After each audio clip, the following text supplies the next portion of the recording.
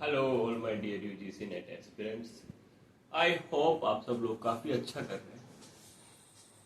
जब UGC NET exam की बात आती है तो कई बच्चों का ये पूछना है कि सर इस एग्जाम के बेनिफिट क्या क्या है। एंड बात जब बेनिफिट की करते हैं तो वास्तव में ये एग्जाम ऐसा एग्जाम है कि जिसके मल्टीपल बेनिफिट्स हैं। एक पर्टिकुलर नहीं है कि आपने ये एग्जाम दिया और आप ये बन गए।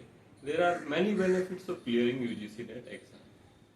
सो स्टूडेंट्स के रिक्वेस्ट पे मैं ये बेनिफिट्स आज 5 पॉइंट में बहुत अच्छे से कवर करूंगा and it's going to be a really amazing session for you all to understand कि सर अच्छा ये भी चीजें हैं इसके साथ साथ, है ना। इसके अलावा जिसका जेआरएफ क्लियर नहीं है, ओनली नेट क्लियर है, उसकी मैंने एक वीडियो बनाई है जिससे ओनली नेट क्वालिफाइड भी 40,000 पर मंथ तक की स्कॉलरशिप ले सकता है। So you can see that video also to understand कि आप कैसे सिर्फ नेट क्वालिफाई होने के बावजूद 40,000 तक की स्कॉलरशिप अवेल कर सकते हैं।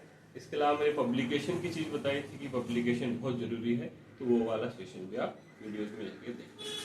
बात करते हैं आज benefits of clearing UGC NET exam. सबसे पहला जो बेनिफिट है वो है that you know if you clear the net JRF you become eligible for availing the scholarship. सबसे पहला मतलब सर मतलब ये है भाई कि अगर आप नेट क्लियर कर लेते हो जेआरएफ के साथ तो आपको आपकी जब आप as a research scholar PhD में एनरोल करते हो उसके बाद you can avail the benefit of scholarship. आपको स्टार्टिंग के 2 इयर्स जेआरएफ की स्कॉलरशिप मिलती है, उसके बाद में आपको 3 इयर्स एसआरएफ की स्कॉलरशिप मिलती है एंड उसके नियर अबाउट कुछ पीरियड एक्सटेंड होने की चीजें भी होती है, उसमें हम मिल जाएंगे। जेआरएफ में आपको ऑलमोस्ट अराउंड अगर आप टायर सिटीज की बात करें तो 48,000 से लेके 52,000 तक आपको स्कॉलरशिप मिलती है। Then when it comes to the SRF overall HRA contingency सारा पकड़ के आपको एसआरएफ में 50,000 से लेके 60,000 के बीच में आपको एसआरएफ मिलता है नेक्स्ट 3 इयर्स। सो ये सबसे अच्छा बेनिफिट है जेआरएफ क्लियर करने का, that you can avail the scholarship. The second being assistant professor job.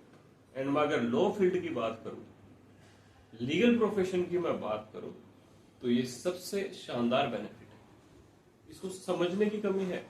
अगर आप इसके आसपास की चीजों को समझोगे तो आपको समझ में आएगा।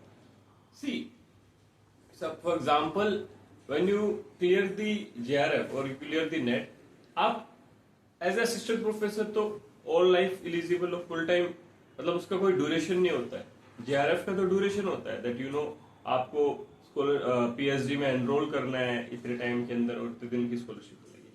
After you qualify the NET you can teach as assistant professor in renowned institutes of India.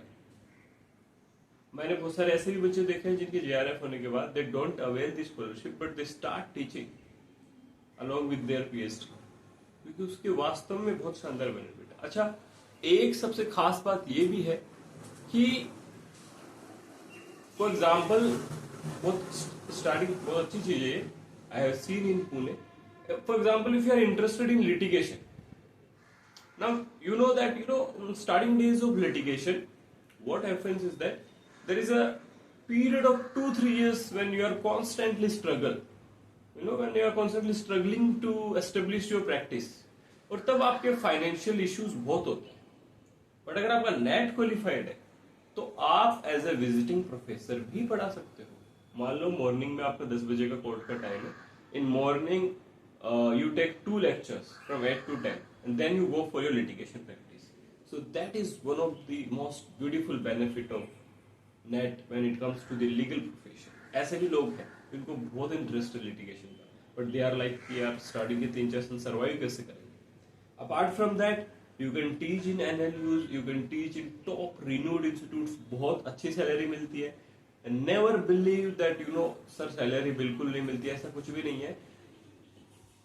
45-50,000 तो अगर आप अच्छा सीवी रखते हैं, आपकी पब्लिकेशन है, you have a good command on English, you can go into institutes whether it's in Jaipur, Pune, Bangalore और दिल्ली, 50,000 तक। बट ऐसे भी इंस्टीट्यूट जो आपको स्टार्टिंग सैलरी 60 से चालू करेंगे। Once you gain the experience of 2-3 years, बहुत अच्छा आपको करेंगे। तीसरी चीज सबसे जो इम्पोर्टेंट है वो है कि सबसे जो नया लेटेस्ट क्लोज है उसके हिसाब से अगर if you are pursuing degree of 4 years, एक क्लोज है नेट के, इस पे देखोगे आप कि someone is pursuing 4 year bachelor degree, 4 year और मोर, मान लो आप एलएलबी कर रहे हो, 5 year का कोर्स है, तो आप अपने एलएलबी फाइनल सेमेस्टर में ही नेट का एग्जाम दे सकते हो।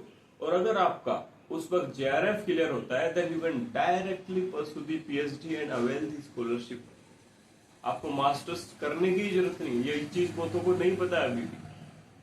One of my sister only actually, उन्होंने कंप्यूटर इंजीनियर से 4th year बीटेक में अपना नेट क्लियर कर लिया, अभी उनका एक सेमेस्टर बाकी है, and then she will be going for PhD directly into IIT. So this is also the latest clause which has come after amendment in UGC rules. ठीक है। इसके अलावा एक चौथा बेनिफिट, आप आरपीएससी से रिलेटेड या गवर्नमेंट जो एग्जाम्स होते हैं असिस्टेंट प्रोफेसर की पोस्ट के लिए, जैसे आरपीएससी की, यूपी की, यूपीपीसीएस जो यूपी का बोर्ड है एग्जाम का, वहां की, वो आप एग्जाम्स देके एज अ परमानेंट फैकल्टी आप गवर्नमेंट इंस्टीट्यूट में रिक्रूट हो सकते हो। And the last one, but the not least, and very interesting one for English medium students, that you can publish the articles, you can start your journal, you can become the editorial member of journals, you can head the editorial committee of a journal.